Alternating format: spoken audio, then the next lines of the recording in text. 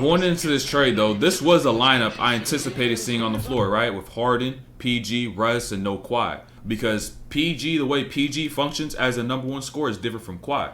Kawhi's more of an ISO player, mid-post, face-up, jab, and you know what I'm saying? But PG, he'll do things like this.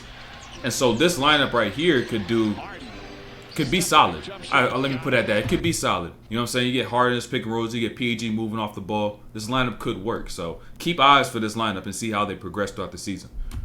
But there's little things right here with James at the point and then Russ in the corner, even though Russ can't shoot, right? Notice how James Harden reads the floor, right? Let's slow this down. Gets off this Mason Plumlee screen, right? You got PG down here at this free throw line. Watch this change of pace by James Harden. That hang of the dribble allowed him to read RJ Barrett. In that little time span, that's all he needed to see if RJ Barrett was going to commit to Mason Plumlee or he was going to go to PG, right? And so now he went to PG. And then he had to read Mitchell Robinson. Can I get that over the top? He ain't trusted. Snatch back. Let me find this angle, right? Boom, get downhill. Little use of that left arm, right? Chicken winged it. That's how you got to use it if you're going to try to create contact. Now, boom, shot mid-range by Harden. You don't see it often, but it went down.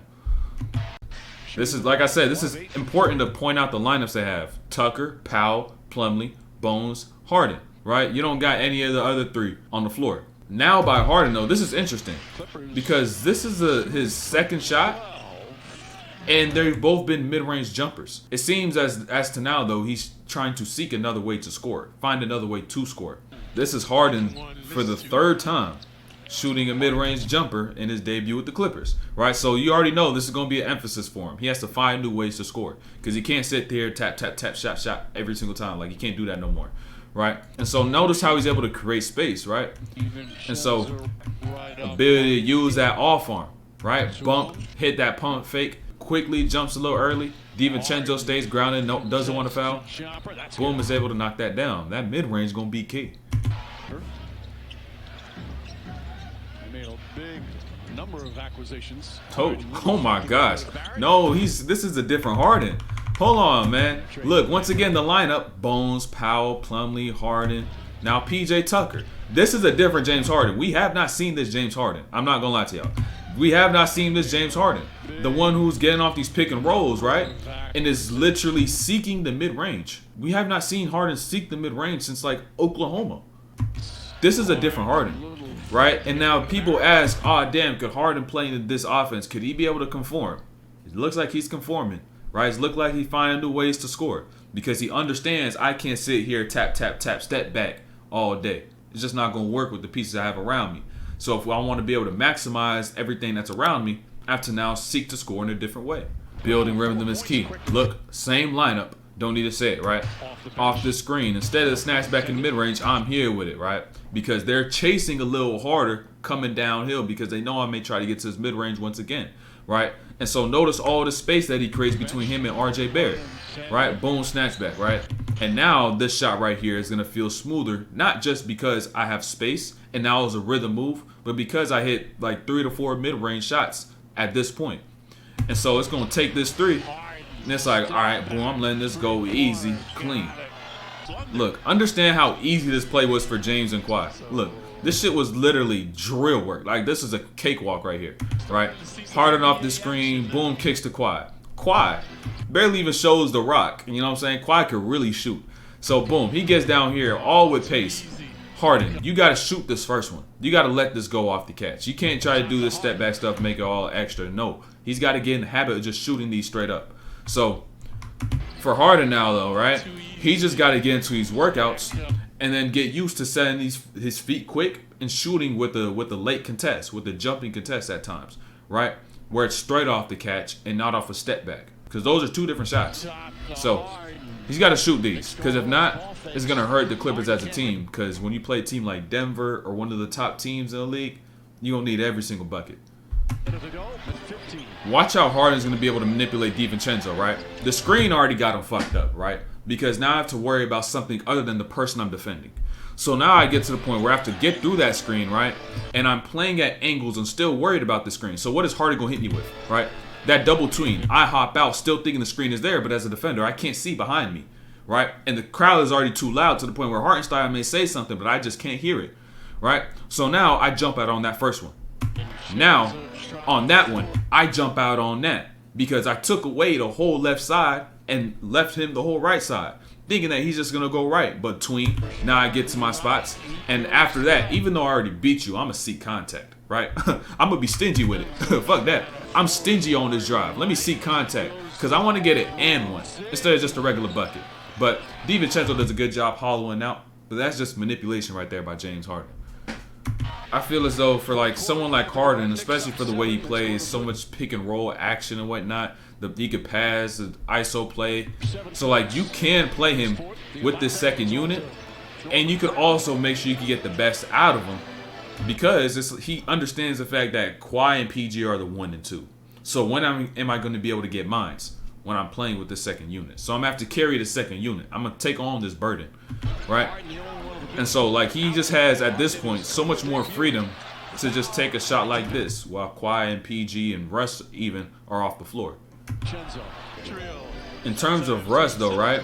If he's going to feel, okay, I have this mismatch down here. Let me just go and attack him, right? He's going to have to dial back his gear.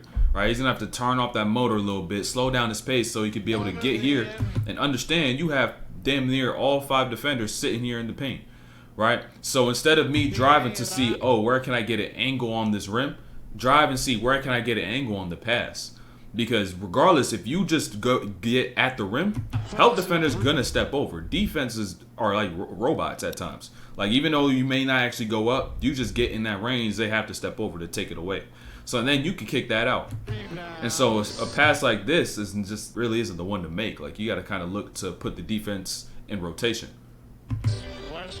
This is really going to be a benefit for us, right? You have an elite scorer, right? So now when Russ does get downhill, he doesn't have to worry about a plug-in help defender damn near at all because they got to guard James Harden. And so now when Russ gets in these ranges that should be really tight at times, he's not going to be probed, right? The defense is not going to make him want to increase his speed.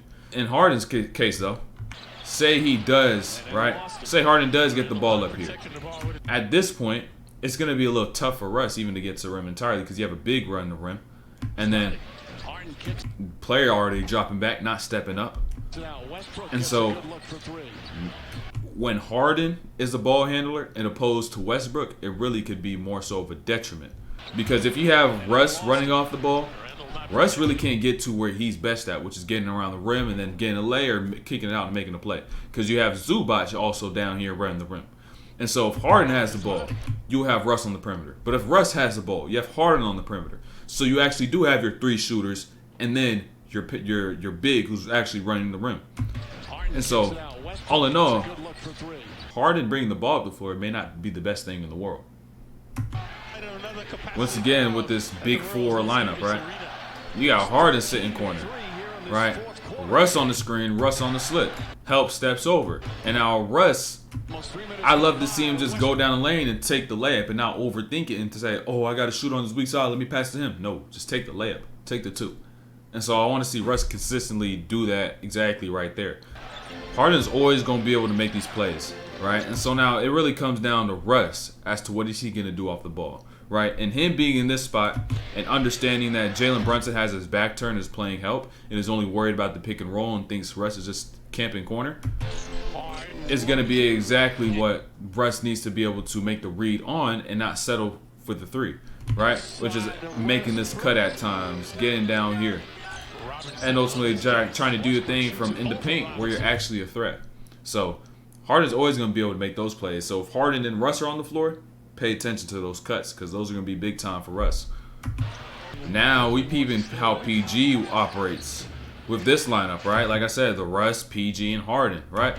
But with PG being here, with this lineup, I don't even think this is necessarily how you could get the best out of each player and what they do. Because understand this. You got Russ up here. Russ, this is not really the part of it, right? It's really when it comes down to PG and Harden. Think about the dynamic between these 2 players.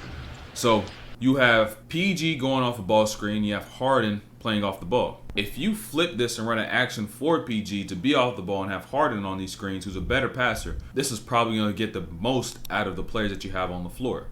Now, of course, at times you could be able to say, all right, let's let PG do his thing. But if you're trying to make the best out of every player that's on the floor, if you have Harden as a ball handler and PG as a player off the ball, that's the best ball handler you have and playmaker you have, and the best off-ball player that you have. So you just flip the two and work something that's better for PG, right? And put PG somewhere where he operates a little better. It's just going to be a better team.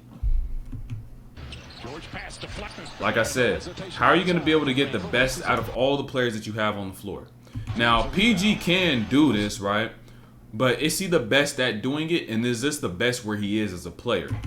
So now you got PG being the ball handler, bringing the ball down the floor, with Harden, who's a ball dominant player, the best playmaker you have, Russ, who's a ball dominant player, the next best playmaker you have, playing off the ball, which is something that they're not best at doing, right? And so now you got PG coming down the floor, bringing it up, trying to make these plays and tough passes. So you just kind of got to understand time and place, who you have. And sometimes it's like, all right, just get the ball up to one of those two. And it's just going to make us better as a team at all times when we're all playing together on the floor. This is where they're best, right? Boom, Zubac on the screen, right? Harden, boom, pocket pass, dime, swing to PG. But watch the footwork speed, right? Watch how delayed it is. He had to catch, hop, and then get his feet set, right? Ball in the air, boom, feet in the air. Now he gets his feet set. So that catch and rhythm was a little late, and so now Grimes on the closeout. Now PG, boom, let him try to find something. Now he shoots that one.